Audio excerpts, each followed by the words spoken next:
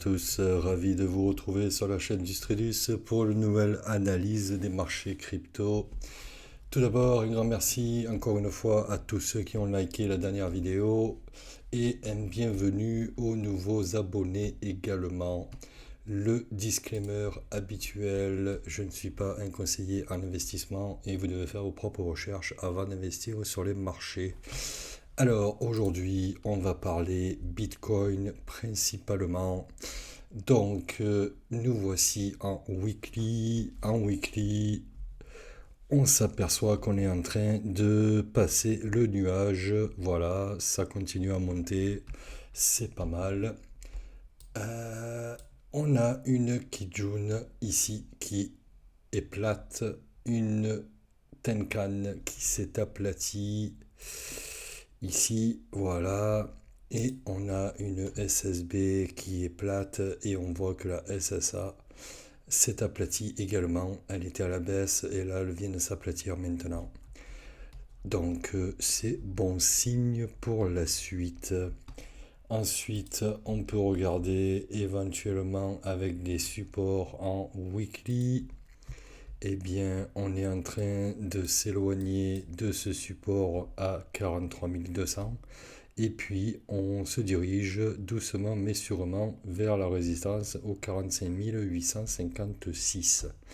Voilà. Donc, eh bien, jusqu'à présent, le Bitcoin suit sa route doucement mais sûrement. Donc, c'est pas mal pour l'instant.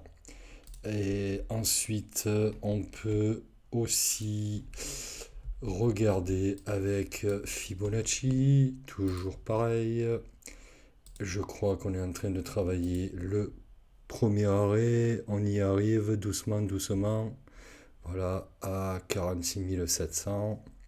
On est à 45 200. Bon, on s'y dirige petit à petit. Voilà, donc ça va être le premier obstacle à passer pour pouvoir continuer le mouvement à la hausse.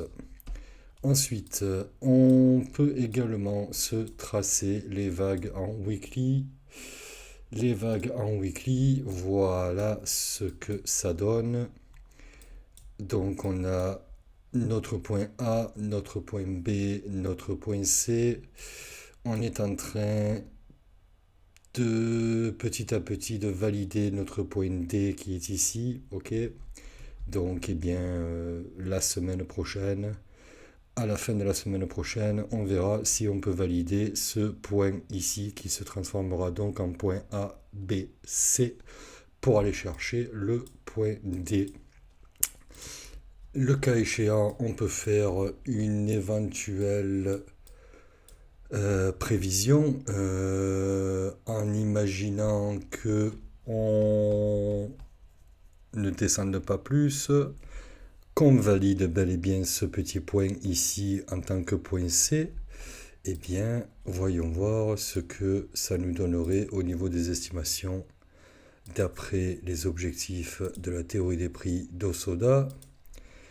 Eh bien, nous aurions l'objectif N à 73 112 $, l'objectif V à 105 082 $ et l'objectif E à 109 195 $. On peut également, si on veut, se faire une estimation au niveau du temps, c'est-à-dire que d'après la théorie du temps d'Osoda, AB est égal à CD, donc ça nous donnerait en gros le 13 juin 2022 pour aller chercher ces objectifs-là.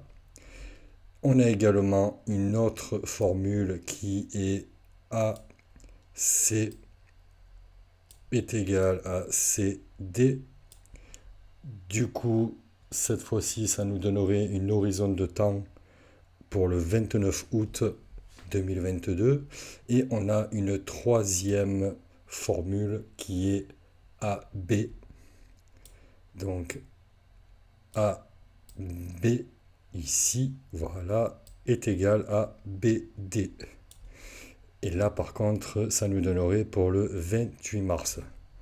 Ok, donc voilà, c'est les trois time frames qu'on peut s'attendre pour aller chercher ces objectifs N, V et E, le cas échéant, si on était toujours en tendance haussière et que le Bitcoin ne nous faisait pas de surprise, hein. Voilà, c'est-à-dire si on continuait à monter comme ça.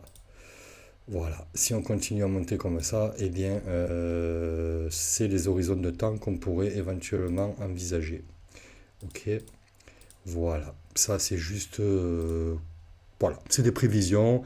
Rappelez-vous que ce point D ici n'est pas encore validé, donc voilà, cette vague peut tout à fait être retracée ici, hop, et repartir, voilà, repartir comme ça, et puis ça se trouve, ce point-là peut se retrouver beaucoup plus bas.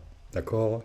Donc pour l'instant, on anticipe juste un peu, histoire de voir qu'est-ce que ça pourrait nous donner si jamais on venait à effectivement avoir ce mouvement-là qui était bel et bien un rebond et voire même une nouvelle tendance haussière pour aller chercher une nouvelle ATH. Mais ça, on n'y est pas encore. Il faut attendre un peu pour que ça se valide. Ok. Alors, en daily. En daily, eh bien, le Bitcoin en daily nous donne des jolies choses parce que, vous voyez, ici, on est rentré dans le nuage, on est en train de batailler avec, alors ça c'est la vague weekly, hop, toujours pareil, celle-là, elle n'est pas encore terminée, ok, donc on peut tout à fait venir chercher un plus haut ici, voire encore un plus haut, encore un plus haut. Tant qu'on ne retrace pas sous la Tenkan, pour l'instant, cette vague-là est toujours d'actualité. Ok, donc on va la mettre là pour l'instant. Et puis on verra bien à la fin de la journée où c'est que ça clôture et on la bougera au fur et à mesure de l'avancement. On peut regarder également les résistances et supports en daily. Voilà, on s'aperçoit que hier, on est venu rebondir pile poil ici sur, sur ce support ici en daily, ok. Et là, eh bien aujourd'hui, on a une belle petite bougie verte qui continue son chemin pour aller travailler dans cette résistance au 46 303. Voilà. On a également le support weekly, la résistance weekly, pardon, juste après cette résistance daily. Donc on verra ce que les vendeurs ici nous réservent. Mais pour l'instant, eh bien, on a quasiment route libre, champ libre pour aller déjà jusqu'à cette résistance ici. Voilà pour les résistances et les supports en daily. On a également le retracement de Fibonacci pour voir où est-ce qu'on se situe aujourd'hui. Voilà, donc on est rentré dans la zone des 618 à 786 de Fibonacci ici. Ok, voilà. Donc, on a cassé le premier arrêt, on est rentré dans la zone des 618 au 786. C'est maintenant, j'aurais tendance à dire que tout va se jouer pour voir si on va être rejeté par les vendeurs et du coup faire quelque chose comme ça et redescendre, ou alors si on va consolider, gagner la bataille et repartir, ou alors eh bien partir directement, tout défoncer et ne pas se soucier des vendeurs qui pourraient éventuellement nous attendre ici. En tout cas, pour l'instant, on est toujours à la hausse. Et puis, voilà, il n'y a rien qui montre qu'on pourrait être rejeté pour l'instant. Voilà. En daily, je pense qu'on a tout dit. Une petite analyse sur le Kumo. Il est plat au niveau de la SSB. La SSA pointe toujours vers le haut. On voit que Tenkan et Kijun sont repartis à la hausse.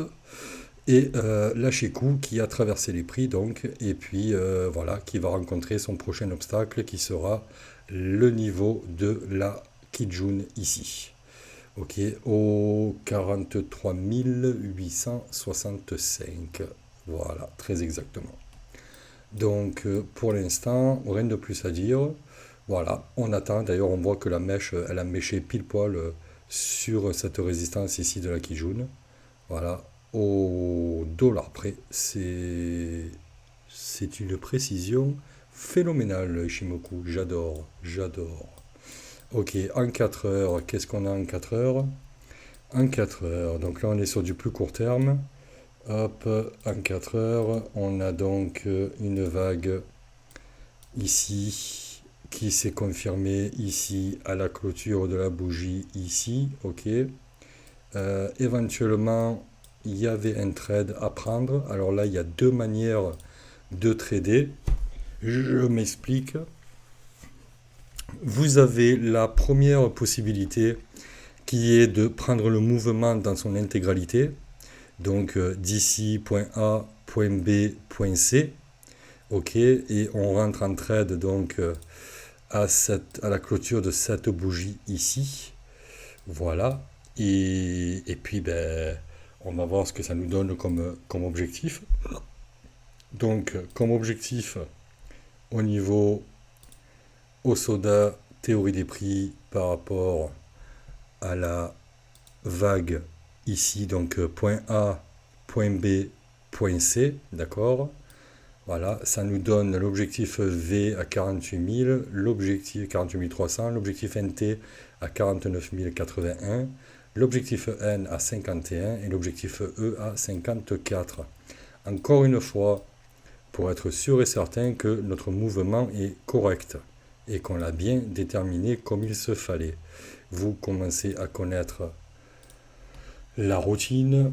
On va d'abord se remettre les supports et résistances daily pour voir si ça match quelque part. Là, ça ne matche pas. Éventuellement, l'objectif NT qui pourrait éventuellement correspondre. En weekly, est-ce que ça match? Pourquoi on ne voit pas les vagues en weekly? Ah ben ça alors. Ah ben elle est bien bonne celle-là.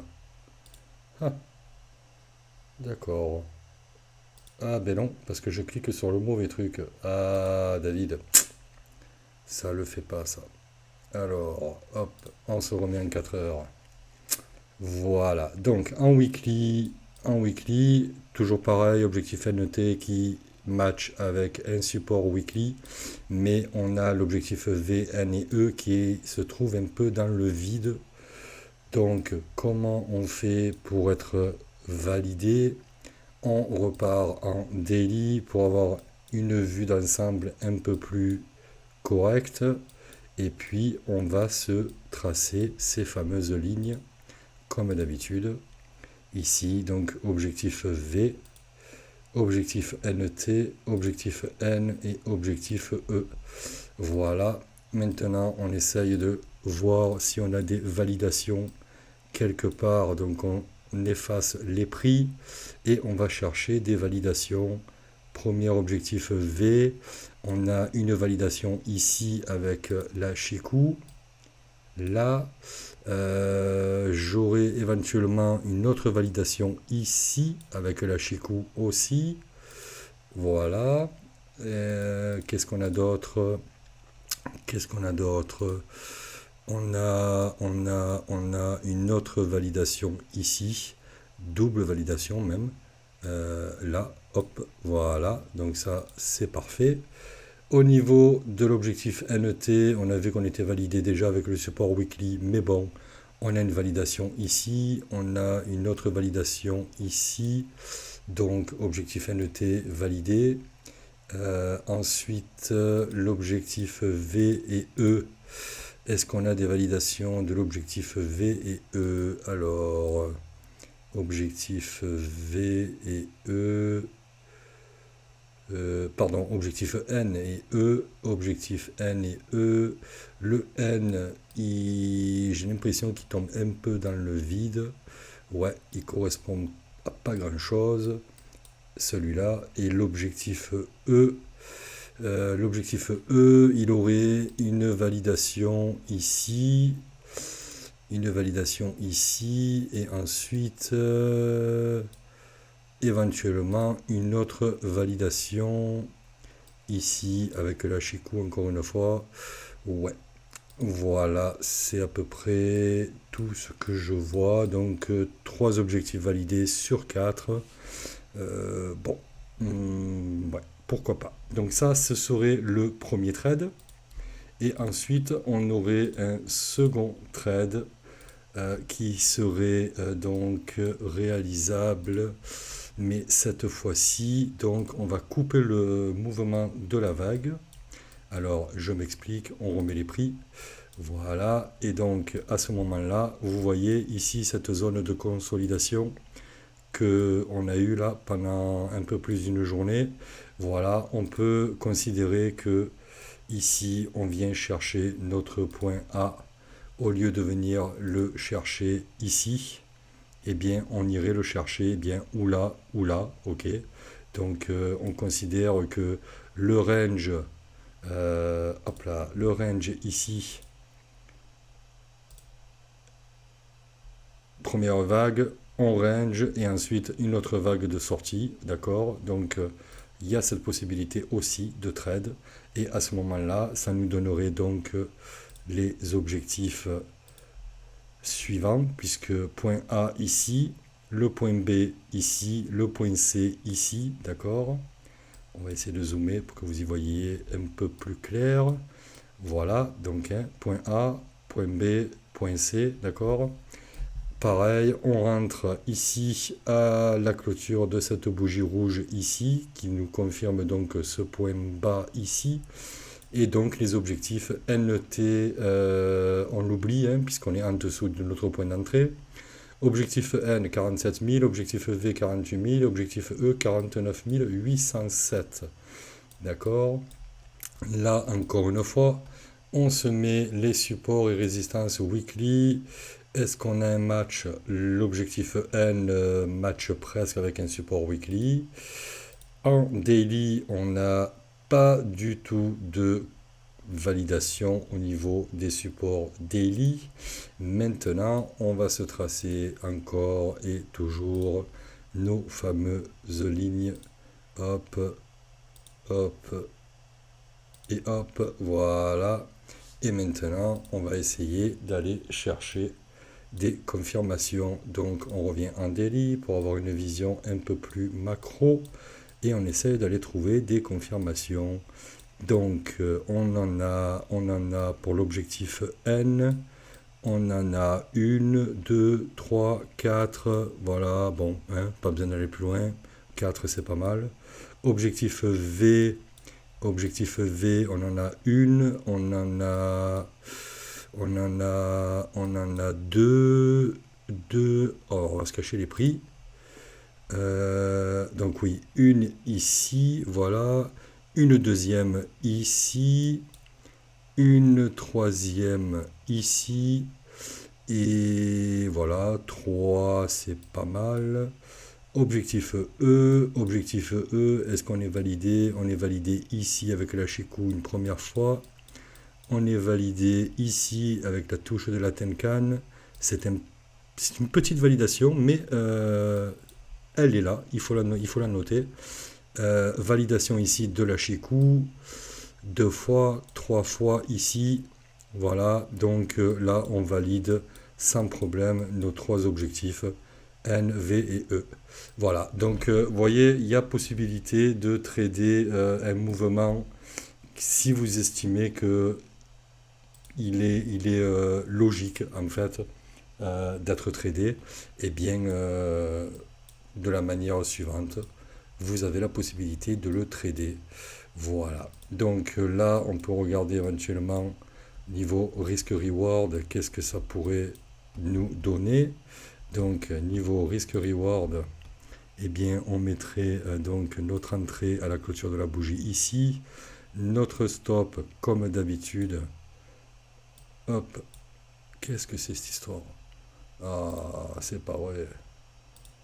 Alors, hop, ici, on viendrait mettre notre stop sous la Kijun et notre premier take profit ici à 47 041, ça lui donne un risque reward de 2,16.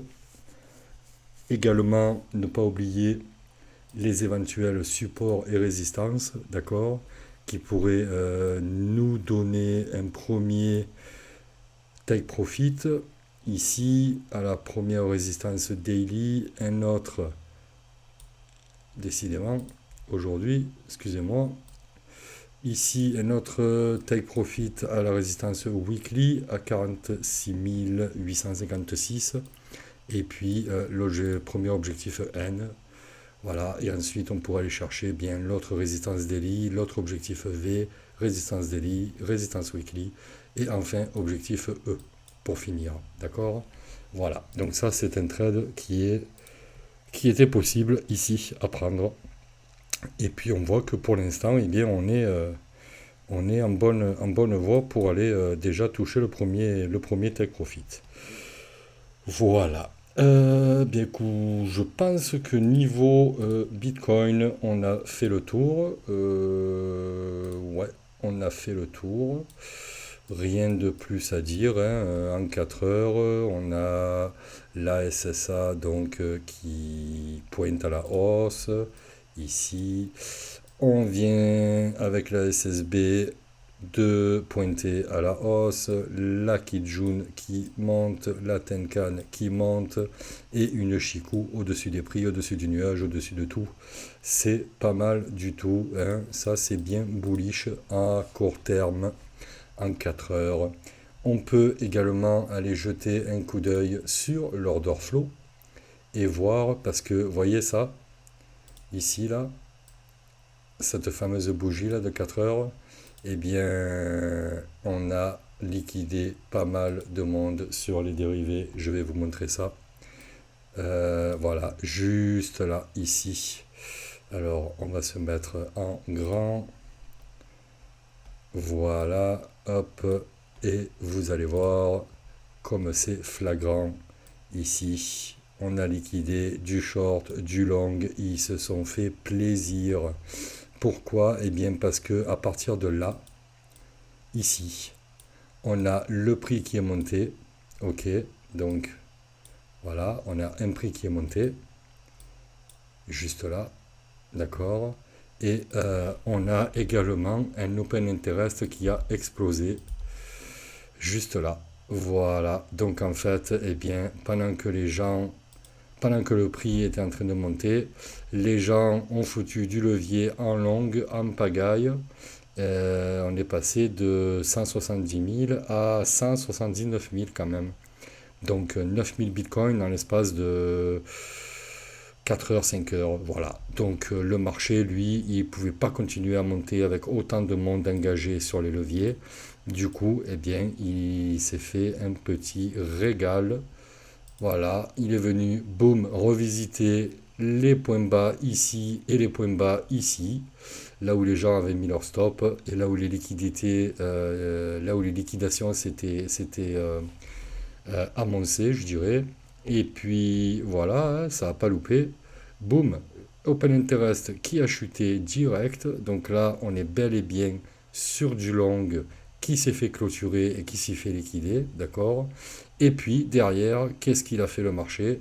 Eh bien, il est reparti pour aller, cette fois-ci, liquider les mecs en long, ici. Ok, et d'ailleurs, on voit bien ici cette bougie, là, qui correspond aux liquidations longues. Donc, on a liquidé pour 13 millions de dollars en liquidité longue. C'est pas mal. Merci le market maker. Donc, désolé pour tous ceux qui se sont fait rect, mais c'est le jeu, malheureusement. Ça fait partie du jeu. On peut également jeter un petit coup d'œil en 15 minutes pour avoir une vision un peu plus détaillée de ce qui s'est passé. Et en fait, voilà, ici, on avait donc... alors, hop là. Voilà, ici, on avait un open interest qui montait avec un prix qui montait. Aucune liquidation, hein. On peut bien constater ici qu'on n'a pas de liquidation. Et malheureusement, le marché, qu'est-ce qu'il a fait? Il a dit, oh là là, il y a beaucoup d'argent à aller récupérer là. Donc qu'est-ce qu'on fait? Eh bien, boum, on fait une petite descente fulgurante. L'open interest qui chute direct de 180 000 à 169 000. Et puis derrière, eh bien, boum, on a liquidé tous ceux qui avaient longué, mais il ne fallait pas oublier que dans cette montée ici, il y en avait qui avaient shorté également. Donc, boum, on va chercher ceux qui ont shorté également. Et voilà, ça se revoit ici.